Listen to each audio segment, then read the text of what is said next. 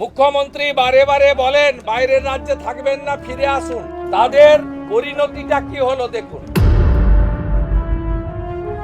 পশ্চিমবাংলার বিচার কি হবে জানি না, দাদার পরে সবার বিশ্বাস আছে, কি হয় দিদিকে তো বিশ্বাস করিই না। টাকা নিয়ে গোটা সোনারপুরকে বেঁচে দেওয়ার কাজ করেছে এখানে তৃণমূলের চোরেরা। না না, এর পড়াশোনা আমরা যাচ্ছি, আমরা কি মরে গেছি নি? আমি ভেতরে ঢুকতে পারছি না, যে এত গন্ধ নিতে পারছি না, মানুষ পোড়া গন্ধ। স্বাভাবিকভাবে 18 বছর পেরিয়ে গিয়েছে, একজন তরতাজা যুবক, তাকে খুঁজে পাচ্ছে না, তার মা ওখানে দাঁড়িয়ে রয়েছে।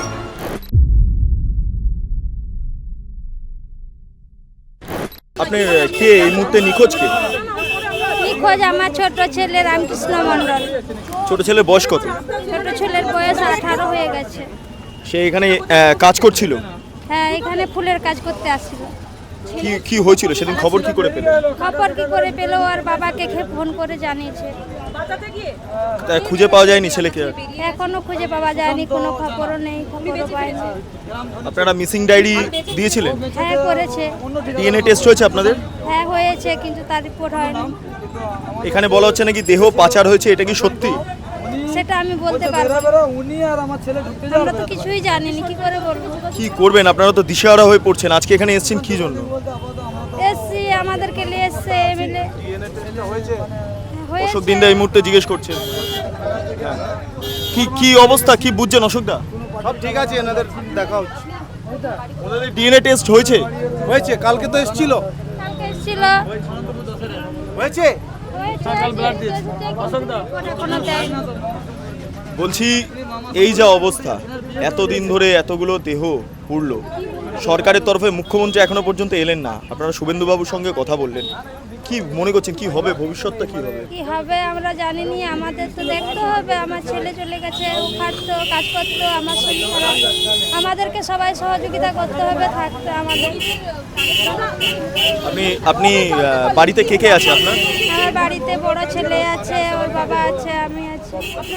আপনার ছোট ছেলে ছিলেন, তার নাম কি? রামকৃষ্ণ মণ্ডল। রামকৃষ্ণ মণ্ডল।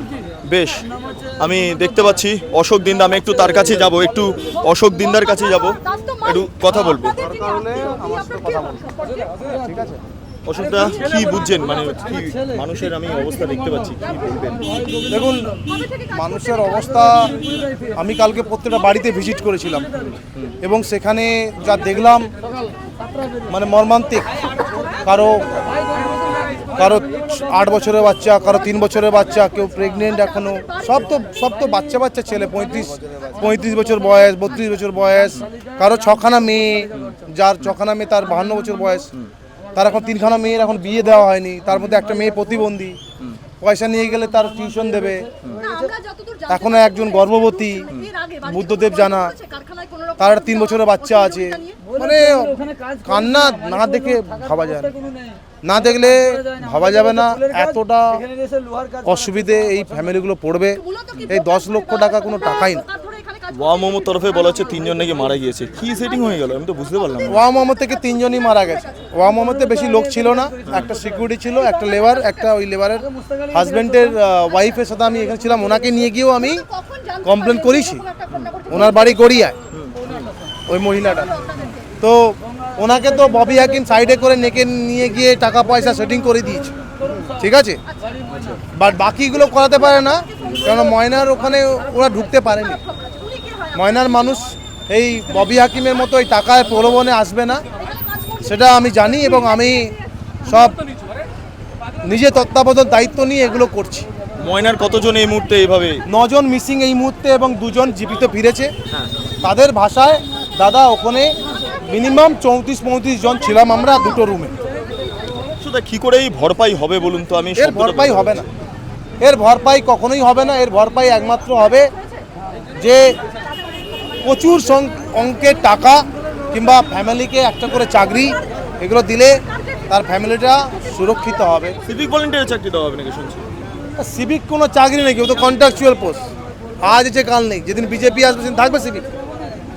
আমায় বল, সিভিক হচ্ছে সিভিক ভলেন্টিয়ার যারা, তাদেরকে আজকাল ট্রাফিক জায়গাতে বসিয়ে দেয়।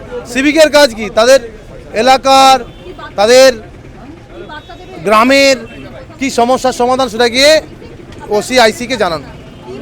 আর এখানে সিভিকের কাজ করাচ্ছি কি, পয়সা তুলে আমাদেরকে দেবে, আমরা যাব না। সিভিক, এটা সিভিক, ওই চাকরি দেবে, আবার পয়সা তোলানোর চাকরি দেবে। চাকরি দিলে ভালো দেখে চাকরি দিন, তারপর দেখা যাবে। বেশ, আমি অশোক দিনদার সাথে কথা বলছিলাম।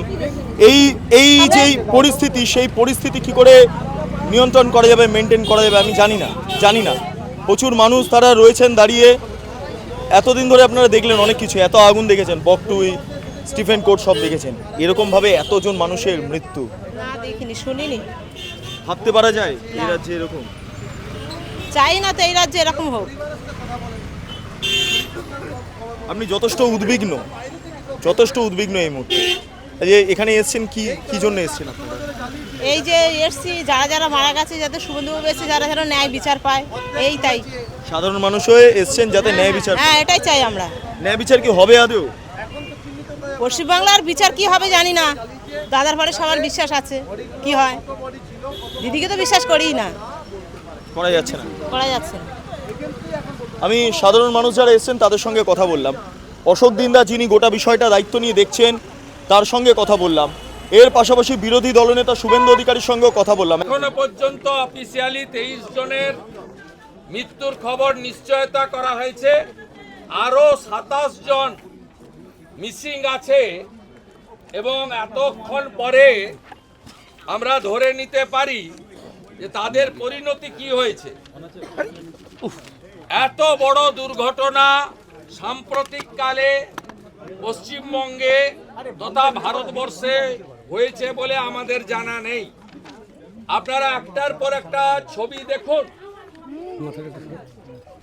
দেখুন একটার পর একটা উত্তর 24 পরগনা এবং অবিভক্ত মেদিনীপুরের ছেলেরা, পূর্ব এবং পশ্চিম মেদিনীপুরের ছেলেরা, তমলুক, নন্দকুমার, পিংলা, পাঁশকুড়া, ময়না, এই এলাকার পেটের টানে কাজ করতে আসা। মুখ্যমন্ত্রী বারে বারে বলেন বাইরের রাজ্যে থাকবেন না, ফিরে আসুন। নিজের রাজ্যেই অন্য জেলা থেকে আসা পরিযায়ী শ্রমিক, তাদের পরিণতিটা কি হলো দেখুন কতদিন ধরে এই জলাগুলো ভূমি বুঝিয়ে। দেখুন ওয়েটল্যান্ড, রাজ্য সরকারের 4/8/2023 গভর্নর সেক্রেটারিয়েট থেকে বলা হয়েছে। দেখুন কলকাতা হাইকোর্টের কেস নম্বর 17,901 2023। আপনি দেখুন Shyamal Kumar Lahiri, doctor Shyamal Lahiri versus the state of West Bengal. দেখুন কি করে রেখেছে। দেখুন শুধু টাকা ছাড়া আর কোনো কথা নেই। টাকা নিয়ে গোটা সোনারপুরকে বেচে দেওয়ার কাজ করেছে এখানে তৃণমূলের চোরেরা। এবং এই গোডাউন ভাড়া দিয়ে মাসে 1.5 লক্ষ টাকা অবৈধভাবে নেওয়া হয়। 60,000 টাকা বিধায়কের অফিসে টুবাই বলে একজন আছে বিধায়কের প্রিয়ে, তার হাতে পৌঁছে দেওয়া হয়। এই মৃত্যুর জন্য যদি কেউ দায়ী হয়, রাজ্যের শাসক দল, স্থানীয় পুলিশ এবং এই রাজ্যের প্রশাসন দায়ী। না না, এর পড়াশোনা আমরা যাচ্ছি তো। আমরা কি মরে গেছি নি? আপনারা থাকো, অশোক দেখছে সব তো। আমার নম্বরও আছে, কার্ড আছে। মানুষের আত্মনাদ মাঝ রাস্তাতে দাঁড়িয়ে। দেখুন বাচ্চাদের পরিস্থিতি। আমার কার্ড আছে, রাখুন স্যার, আমার কার্ড আছে, রাখুন। কত মানুষের ভবিষ্যৎ শেষ হয়ে গেল। দিনের কার্ড আছে, আমরা ফুলের কাজ করি। ফুলের কাজ করেন তো? মানুষের রাখুন না আজকে কার্ডটা, জীবন রাখুন। শেষ হয়ে গেল। স্যার কার্ডটা রাখুন, ঘরে প্রাণ কার্ডটা পকেটে আছে। আচ্ছা, আপনার স্বামী তো? হ্যাঁ হ্যাঁ, এই নার বাবা কি নাম? গোবিন্দ মন্ডল, আর এই নাম সৌভাগ্য, গ্রাম শালিকা করছে, অশোক দিনের বাড়ির পাশে। পাশে নীলকুণ্ঠা গ্রাম পঞ্চায়েত? না, অনন্তপুর? গড়চক। শালিকা করছো? হ্যাঁ জানি আমি। আমি এখানে কাজ করেছিলাম, কিন্তু আমি এসে ঝগড়া করে অন্য জায়গায় পালিয়ে গেছি। বৈশাখী ম্যাডাম কাছে চলে গেছি। এনার থাকার ব্যবস্থা একটু খারাপ ছিল, এনার বাবাকে আর এনার ছেলেকে একই ক্লাসে পড়তো, এই উচ্চ মাধ্যমিক দিবে, কিন্তু বয়সটা 18 প্লাস হচ্ছে। এই সামান্য সময় এই মেসেজ বাড়িতে করেনি কিছু? আমি লাগার তার আগের দিন ফোন করেছিল যে বাড়ি যাবো, বেরোতে পারেনি। বেরোতে পারে, বাঁচাও করছে। ছেলে বয়স কত? শুনো, আমার ভাই রয়েছে, নিয়ে এসেছিল এদেরকে। আমি তো জানি না যে আমার কত টাকা করে দিয়েছিল? কাজে এসেছে। জানেন না? আমি জানি না জানলে মতো অনুমতি দিতেন না। কি করে অনুমতি দেবো বলুন তো আপনি, কি করে অনুমতি দেবো? শাশুড়ি ওই বুঝেছিল ছেলে কি বাড়ি কাজের যায় বয়সের ডায়েরি ছেলে? করেছেন তো? ডায়েরি যা প্রক্রিয়া হয়েছে ডায়েরি তো? তো করেছি, অবশ্যই করেছি। ওটা ছিল তো। অবশ্যই ব্লাড করেছি। নিয়েছে ডিএনএ জন্য? হ্যাঁ ব্লাড কাল হ্যাঁ, দিয়েছে। কার নিয়েছে? নিয়েছে তোমার কাছে? খুঁজে পাননি 13 জন টিমের একজন এখনো গিয়েছে খুঁজে পাচ্ছি না। স্যার, 13 জন টিমের একজন গিয়েছে। তমলুক ধলারা মথুরার একজনের DNA একজন হয়েছে। গিয়েছে। আমি নিরঞ্জন মণ্ডল, আমার ছেলের নাম রামকৃষ্ণ মণ্ডল। বাড়ি ফিরেছে? মিসিং কি করে ফিরলো বললো? ও পিছন দিয়ে বেরিয়ে গেছে? পিছন দিয়ে বেরিয়ে গেছে, বেরিয়ে যে বলছে ভিতরে ঢুকো বাঁচাও করছে, ও আবার আমার ছেলে বলে কাকুকে চাই, গোবিন্দ মণ্ডল কাকুকে চাই, যার জন্য ও মারা গেল। হ্যাঁ, জানতে পেরেছি। সরকার তার দায়িত্ব পালন করছে না। এগুলো ওয়েটল্যান্ডের জমি কেন করে? এ তো প্রথম জায়গায় গড়। ওয়াও মোহাম্মদ যে ভূমিকা দেখলেন, 3 জন মারা গিয়েছে ওয়াও মোহাম্মদ তরফে বলা হচ্ছে, এটা কি কোনটা গ্রহণযোগ্য? না, ওর সঙ্গে নজরুলের আঁতাত আছে। এখানে আরেকটা শাহজাহান আছে নজরুল। একের পর এক গাড়ি এই রাস্তা দিয়ে যাচ্ছে। আপনারা কি স্থানীয় বাসিন্দা? আপনারা স্থানীয় বাসিন্দা? এখানেই থাকেন তো? বলছি এরকম আগুন, গোটা কিছু বলবেন না? মুখে ভাষা নেই না কিছু বলতে চাইছেন? বেশ, সাধারণ মানুষও অনেকেই তারা কিছু প্রতিক্রিয়াও দিতে চাইছেন না স্বাভাবিকভাবে। তো আমি জানি না যে এর আলটিমেটলি কোন জায়গায় গিয়ে দাঁড়াবে পরিস্থিতি।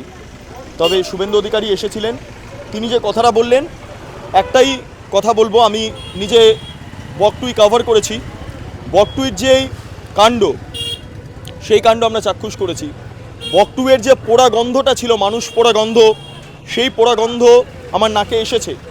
আজকে যখন আমি এই ভিতরে প্রবেশ করছিলাম, সেখানে দাঁড়িয়েও ধুলো বালির মধ্যে একটা বসন্তের উত্তাপ রয়েছে, তার মধ্যেও সেই গন্ধটা ফিল করতে পারছি। সেই গন্ধটা নাকের মধ্যে আসছে, পোড়া কার্বনের গন্ধ। কিছু ক্ষেত্রে নিঃশ্বাসের সমস্যা হচ্ছে। এত কিছুর মাঝে এতগুলো মানুষের মৃত্যু হলো, এতগুলো মানুষ জ্বলে পুড়ে ছাই হয়ে গেলেন, অনেকের খোঁজ পাওয়া গেল না, অনেকের নাকি দেহ লোপাট করা হয়ে গিয়েছে, এমনটা বিভিন্ন অভিযোগ উঠে আসছে। এলাকার নাকি আরেকটা শাহজাহান রয়েছে, এমনটা অভিযোগ শুভেন্দু অধিকারী করে গেলেন। সে যাই হোক না কেন, আলটিমেটলি মানুষ, এতগুলো মানুষের প্রাণ গেল, এর দায় কার? এর দায় কার? শুভেন্দু অধিকারী মিছিল করতে চেয়েছিলেন, পারমিশন দেওয়া হলো না। শোনা যাচ্ছে নবান্ন থেকে নির্দেশ এসছে, পুলিশকে বলা হয়েছে যে কোনো মতেই যাতে শুভেন্দু অধিকারী মিছিলে হাঁটতে না পারেন। তাই তিনি কোর্টে যান, কোর্টে গিয়ে আবারও মিছিলে পারমিশন করেন এবং আগামীকাল মিছিল রয়েছে।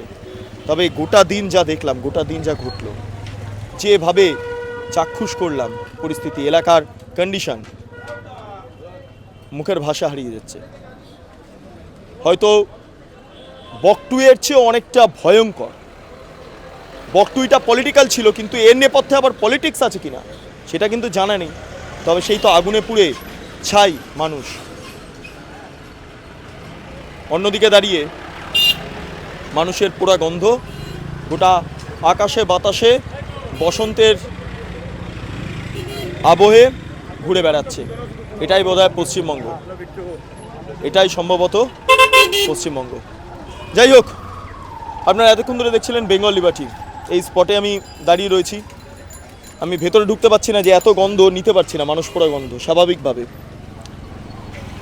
কি কথা বলবো, কথা বেরোচ্ছে না, কারণ 18 বছর পেরিয়ে গিয়েছে একজন তরতাজা যুবক, তাকে খুঁজে পাচ্ছে না, তার মা ওখানে দাঁড়িয়ে রয়েছেন।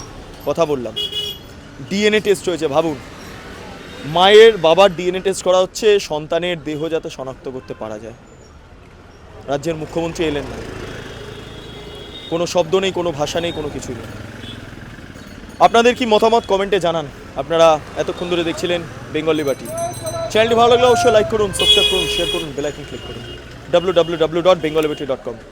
সেখানে ক্লিক করুন, সমস্ত খবর আপনাদের জন্য সাজানো রয়েছে। স্বাধীন, কাঁচিন এবং গেরিলা সাংবাদিকতার পাশে দাঁড়ান। অসংখ্য ধন্যবাদ।